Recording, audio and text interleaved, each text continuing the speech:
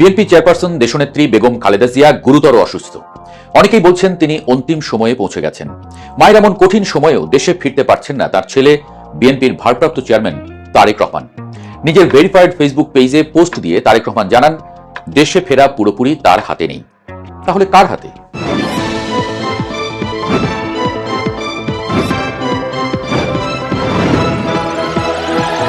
BNP নেতারা তার নিরাপত্তা ঝুঁকির কথা বলছেন। বিশ্লেষকরা অনেকে বলছেন, জুলাই গণ অভ্যুত্থানের মধ্য দিয়ে হাসিনা সরকারের পতনের পর যারা বিভিন্ন সুযোগ সুবিধা ভোগ করছেন তাদের অনেকে চায় না তারেক রহমান দেশে ফিরুক। কারণ তারেক রহমান ফিরলে দেশের মানুষ পুরোপুরি তার পক্ষে চলে যাবে। তিনিই হবেন বাংলাদেশের ভবিষ্যৎ রাজনীতির নিয়ন্ত্রক। এর ফলে বর্তমান সুবিধাভোগী গোষ্ঠী গুরুত্ব হারাবে। বিশ্লেষকদের আরেকটি অংশ বলছেন, এর পেছনে আছে ব্রিটেনের এমপি সাবেক মন্ত্রী টিউলিপ সিদ্দিকের হাত। কিভাবে? বিএনপির ভারপ্রাপ্ত চেয়ারম্যান তারেক রহমান বর্তমানে ব্রিটেনে রাজনৈতিক আশ্রয়ে আছেন। তিনি ব্রিটেনের নাগরিক নন, তবে নাগরিকের মতোই প্রায় সব ধরনের সুবিধা পান। ব্রিটেনের রাজনৈতিক আশ্রয় প্রার্থীরা সেখানে ভোট দিতে বা নিজের নামে সম্পত্তি কিনতে পারেন না, কিন্তু ব্যবসা বা চাকরি করতে পারেন। তাদের সন্তান ব্রিটিশ সিটিজেনের মতো ডোমেস্টিক স্টুডেন্ট হিসেবে পড়াশোনা করতে পারে।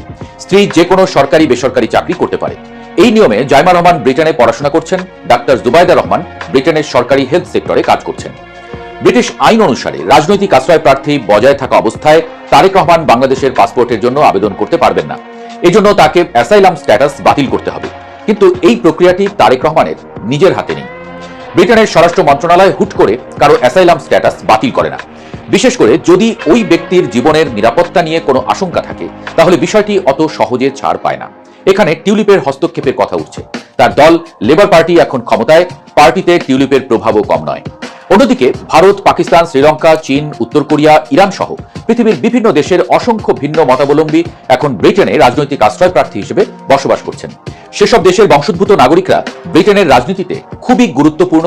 সাবেক প্রধানমন্ত্রী ঋষি সুনাক থেকে শুরু করে টিউলিপ সিদ্দিক পর্যন্ত অসংখ্য মানুষের পূর্বপুরুষ অন্য দেশ থেকে ব্রিটেনে আশ্রয় নিয়েছে। কাজেই কোনো নিরাপত্তা আশ্রয় প্রার্থীর অ্যাসাইলাম স্ট্যাটাস বাতিল করার পরে তিনি যদি নিরাপত্তা ঝুঁকিতে পড়েন, তাহলে তা ব্রিটেনের রাজনীতিতে মারাত্মক প্রভাব ফেলবে।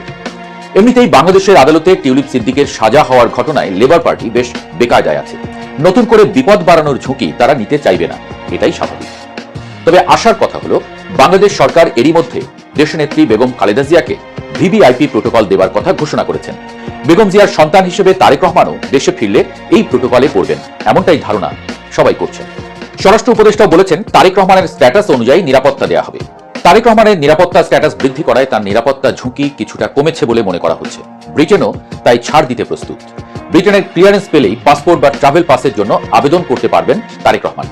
লন্ডনে বাংলাদেশ দূতাবাসও যে কোনো মুহূর্তে তার জন্য পাসপোর্ট বা ট্রাভেল পাস দিতে প্রস্তুত। ফলে খুব দ্রুতই